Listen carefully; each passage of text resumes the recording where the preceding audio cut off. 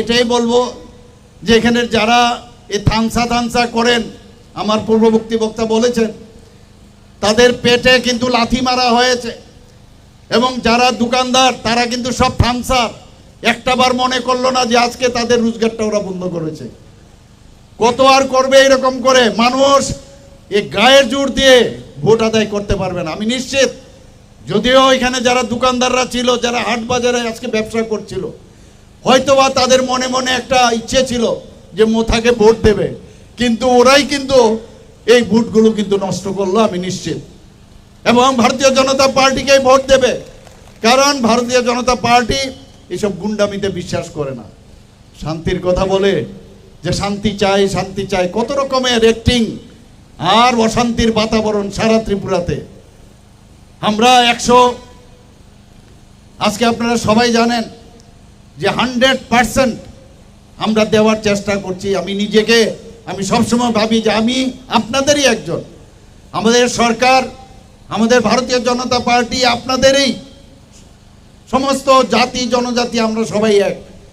এবং আপনাদের কথা আমরা সবসময় ভাবি, মাননীয় প্রধানমন্ত্রীজি ভাবেন, আমাদের সমস্ত কেন্দ্রীয় নেতৃত্ব সবসময় জনজাতিদের কথা চিন্তা করেন। আগে কেউ এইভাবে চিন্তা করতেন না।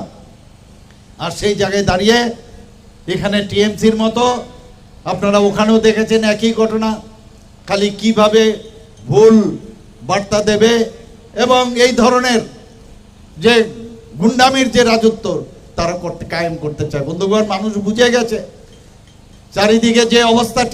আজকে এই যে এডিসির যে যারা এই টিএমসি যে আমাদের তীব্রমথা যে এতদিন ধরে চালাচ্ছে, এখানে কি অবস্থা, লুট, সকাল থেকে রাত্রি পর্যন্ত লুট। মানে যাকে বলে, মানে একটা পয়সা যদি আমরা আমাদের ত্রিপুরা গভর্নমেন্ট থেকে ওনাদেরকে দেওয়া হয়, কিভাবে লুট করবে সেইভাবে বসে আছে। জনজাতিদের উন্নয়নের কথা ভাবে না, নিজেদের পকেট কিভাবে ভারী করবে সেই দিকেই চিন্তা। বন্ধুগণ, আমি এখানে উনাদের যাকে ওনারা সবসময় বলেন যে আমাদের কথা চিন্তা করেন, থানসা বলছেন কি যে ভারতীয় জনতা পার্টির সাথে ওনাদের অনেক লিডার নাকি বলেছেন ভারতীয় জনতা পার্টির সাথে যদি আমরা অ্যালায়েন্স করে আমরা যদি ইলেকশনে না দাঁড়াই তাহলে ফান্ড পাবে না, বলেছে কি না? ফান্ড পাবে না। কিন্তু কি বলছেন যে না, থানসাদের জন্য আমরা কম্প্রোমাইজ করব না, মাই লাস্ট ফাইট এই তো বলে। তো যদি ফান্ড যদি নাই পেয়ে থাকে, এখন কোথার থেকে ফান্ড আসছে? এখন তো বিজেপির সাথে নাই, তাহলে কোথার থেকে ফান্ডগুলো পেয়েছে? আমরা সব জানি কোথার থেকে ফান্ড আসছে, আমরা সব খবর আছে। এবং আমরা জানেন, আপনারা সবাই জানেন যে আজকে এখানে যারা উপস্থিত আছেন এই ধরনের কাজের জন্য আমরা কি বললাম যে এডিসির যে 28টা যে আসন আছে, আমরা 28টা আসনেই ভারতীয় জনতা পার্টি এবার প্রতিদ্বন্দ্বিতা করবে। এবং আপনারা খুশি তো? না, এইভাবে বললে হবে না, খুশি? জিতবো আমরা, ভারতীয় জনতা পার্টির সরকার এডিসিতে হবে। মা বোনেরা কিছু চুপ করে আছেন কেন বলুন? জিতবে তো? কিন্তু কি করে জিতবে যদি আপনারা ভোট না দেন? আপনারা তো দেবেনই।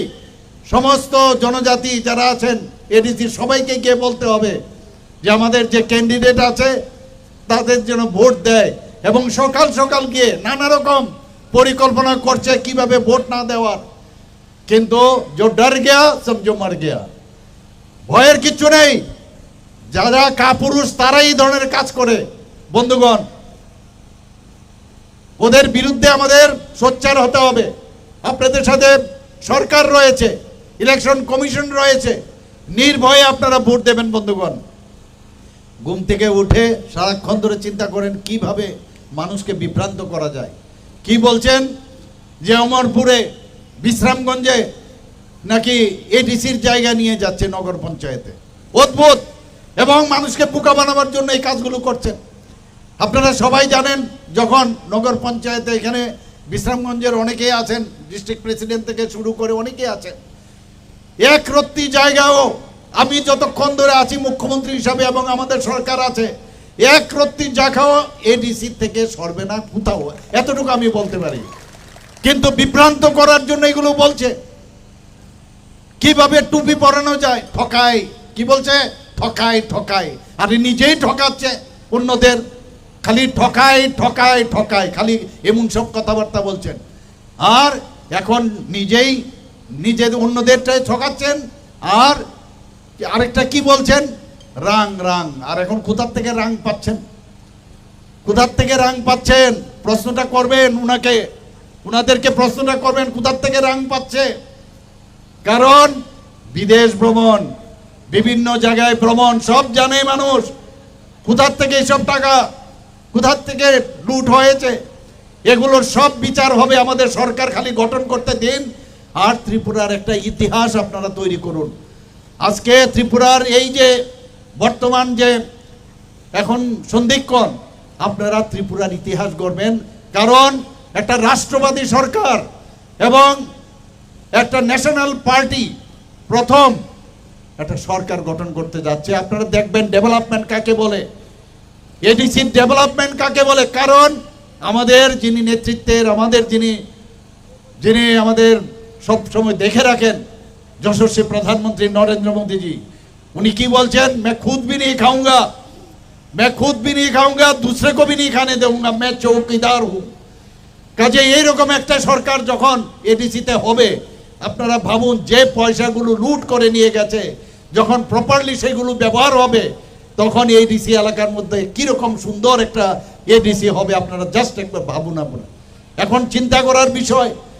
এ বিভ্রান্ত করে গায়ের জোর দিয়ে কাউকে ধমকিয়ে চমকিয়ে ওই টিএমসির মতো একই কায়দায় চলছে, এগুলো মানুষ সহ্য করবে না। সমস্ত জায়গায় আমরা 20টা থেকে 21টা জায়গায় আমাদের সরকার এখন চলছে সারা ভারতবর্ষের মধ্যে। আর এখানে তো এডিসি একটা ছোট জায়গা। এটা আপনারা সবাই মিলে যদি আপনারা কাজ করেন, নিশ্চয়ই হবে, প্রতিবাদ করতে হবে, ভয় পাবেন না, পুলিশ আছে। আমি বারবার বলছি যে শান্তির জন্য অনেক সময় শক্তিরও প্রয়োগ করতে হবে। বিভিন্ন জায়গায় গন্ডগোল করে অ্যারেস্ট হচ্ছে, কেউ পালিয়ে বেড়াচ্ছে, এবং আগামী দিনও আমি নির্দেশ দিয়েছি কাউকে ছাড়া হবে না বন্ধুগণ, কাউকে ছাড়বো না। গুন্ডামি করে রাজনীতি এই ত্রিপুরা রাজ্যে ভারতবর্ষে শেষ হয়ে গেছে। স্ক্যামের রাজত্ব। মাননীয় প্রধানমন্ত্রীজি এই যে রাজনীতির পরিভাষাই পাল্টে দিয়েছেন বন্ধুগণ। অদ্ভুত আরেকটা কি, 123টা বিসি তৈরি করে দিয়েছেন। আইন মানেন না, কানুন মানেন না, কিছু বুঝতেও চেষ্টা করে না। আমি জানি না কতটুকু কি পড়াশোনার কতটুকু জায়গা আছে। 123টা বিসি বানিয়ে দিয়েছেন এবং তার জন্য নোটিফিকেশনও জারি হয়ে গেছিল। আমাদের সরকার থেকে আমরা বারবার বললাম এভাবে হয় না। 123টা বিসি মানুষকে